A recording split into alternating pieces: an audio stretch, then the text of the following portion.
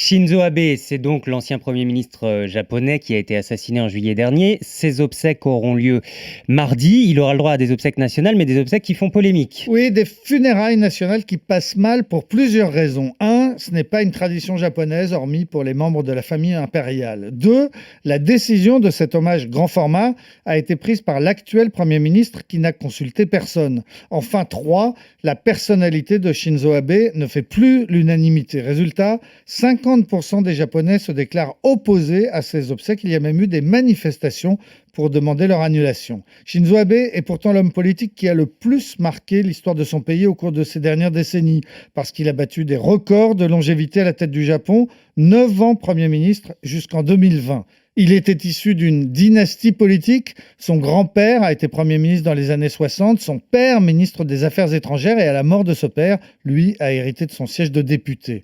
Ultra-libéral, très nationaliste, il a longtemps été populaire avant d'être finalement rattrapé par des scandales financiers au sein de son parti. Il a aussi pâti d'une mauvaise gestion du début de la crise du Covid et finalement donc il a démissionné en 2020 officiellement pour raison de santé, mais en fait il n'a pas vraiment été regretté à ce moment-là. Et puis en juillet dernier, il a donc été assassiné dans la rue lors d'un meeting. Oui, il était à la tribune lorsqu'un ancien militaire s'est approché de lui et lui a tiré 2 coups de fusil dans le cou. Il est mort en arrivant à l'hôpital. Son assassin a expliqué qu'il en voulait à la secte Moon et qu'il considérait que Shinzo Abe était lié à cette église très influente au Japon et en Asie en général.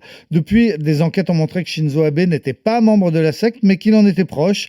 Et surtout, les Japonais ont appris que la moitié des députés de son parti avaient des relations avec cette secte, connue notamment pour exiger de ses membres qu'ils donnent une grande partie de leur fortune. C'est aussi à cause de ces révélations que les Japonais contestent l'organisation des funérailles nationales mardi. Funérailles qui doivent avoir lieu dans un grand palais des sports, le temple du judo à Tokyo. Une cinquantaine de chefs d'État du monde entier vont faire le déplacement. La France sera représentée par un ancien président, Nicolas Sarkozy.